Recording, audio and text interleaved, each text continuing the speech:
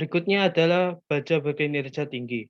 Baja berkekuatan tinggi telah ada selama bertahun-tahun tetapi belum terlalu sukses di pasar konstruksi karena kemampuan las yang buruk dan rendah kekerasan. Industri baja telah melakukan banyak upaya untuk mengembangkan baja berkinerja tinggi baru dengan karakteristik sebagai berikut. Yang pertama ada kekuatan dan ketegangan yang lebih tinggi. Kedua, peningkatan kemampuan las dan penurunan sensitivitas terhadap hidrogen yang diinduksi retak.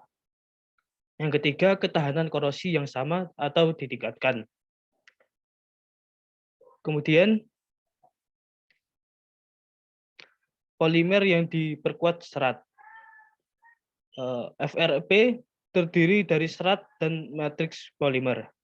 Serat memberikan kekuatan utama dan matriks menahan penguatan dalam orientasi yang tepat untuk sifat yang optimal. Serat digunakan dalam struktur teknik sipil yang terbuat dari kaca, karbon, dan poliaramid. Resin polimer adalah resin termoplastik atau resin termoset.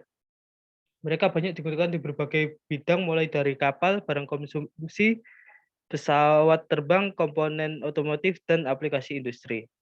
Dalam penggunaan aplikasi teknik sipil relatif sederhana tetapi terus berkembang. Dari keuntungan penggunaan polimer ini, yang pertama ada ketahanan yang lebih baik terhadap kondisi pelapukan alami. Yang kedua, rendah atau tanpa perawatan.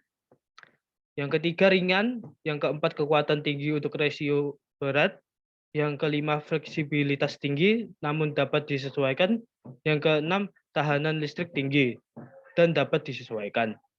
Kerugian dari polimer ini adalah tahan api rendah. Yang kedua, kelakuan yang lebih rendah. Yang ketiga, biaya produksi awal yang tinggi. Kemudian ada aplikasi pada struktur dengan fungsi yang mirip dengan bahan tradisional.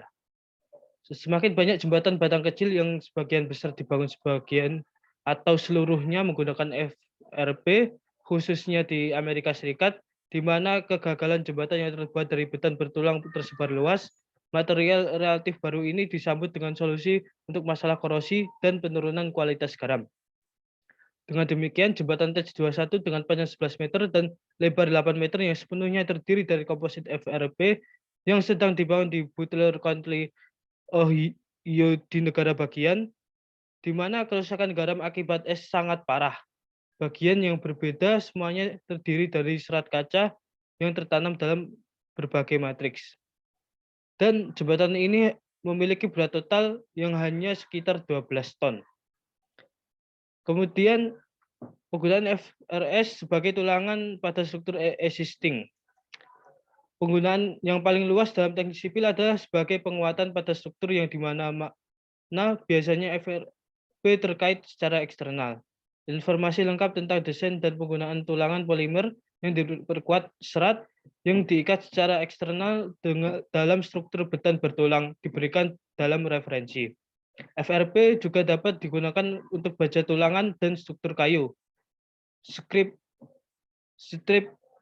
CFRP yang diperkuat secara serat karbon adalah yang paling sering digunakan untuk alasan yang telah diberikan. Sistem digunakan untuk menghubungkan tulangan FRP dengan tulangan existing adalah sebagai berikut. Layup basah, yang kedua ada adhesi elemen prefabrikasi, yang ketiga sistem khusus seperti pembungkus atau prategang. Kemudian yang bab ke-6 yakni strategi untuk desain pemeliharaan dan perbaikan daya tahan. Struktur rekayasa dirancang untuk bekerja selama periode waktu yang ditentukan, yang berarti bahwa fungsi harus tetap utuh selama masa layanan kehidupan ada. Fungsi penting seperti keselamatan struktural harus dipenuhi dengan keadaan tertentu. Tidak hanya pada penyelesaian pekerjaan, tetapi selama keseluruhan. Kehidupan pelayanan ini mungkin terlihat jelas, tapi pada kenyataannya ini adalah salah satu aspek yang paling rumit dalam proses perencanaan.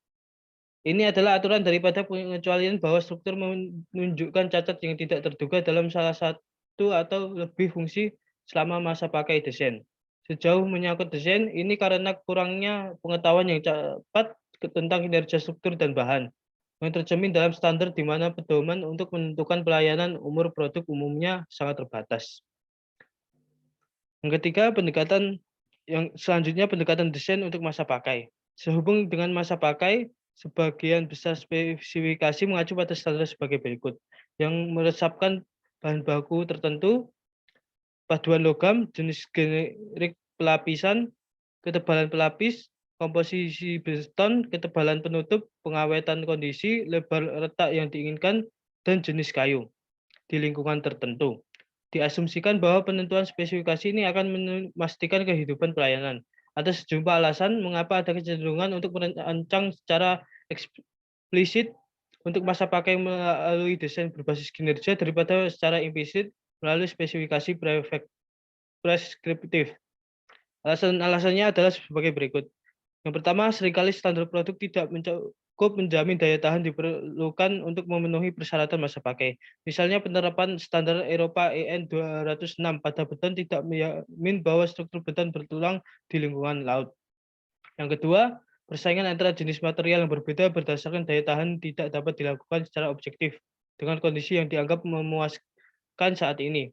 Pendekatan ini karena tidak didasarkan pada titik awal yang sama. Yang kedua, pendekatan probabilistik untuk desain umur panjang. Dalam pendekatan probabilistik untuk desain umur pelayanan, probabilistik kegagalan dan tingkat kerusakan juga jika terjadi kegagalan harus dinilai. Gabungan probabilitas dan kerusakan yang dinyatakan sebagai produk matematis dari keduanya disebut resiko. Suatu kondisi untuk desain struktural adalah bahwa kemungkinan kegagalan suatu fungsi atau lebih rendah dari nilai batas dalam umur layan desain. Nilai batas untuk kemungkinan kegagalan dalam standar keamanan struktural sangat rendah untuk fungsi lain yang tidak menerapkan bahaya langsung hilangnya nyawa manusia atau struktur dapat tetap beroperasi selama diperbaiki. Misalnya ketangguhan hujan pada selubung bangunan, nilai batas bisa